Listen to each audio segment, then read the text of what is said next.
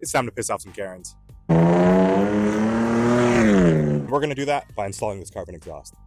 First, we got to take the old one out. We're going to take off these two 14mm bolts. Next, undo the exhaust from the exhaust hangers. Do yourself a favor and get an exhaust hanger removal tool. It'll save you so much time. Look at the size of that one. Let's put these new pipes in.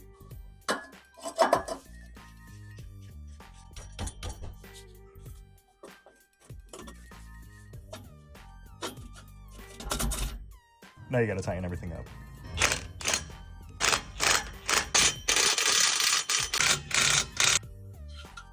All right, let's go ahead and see what it smells like.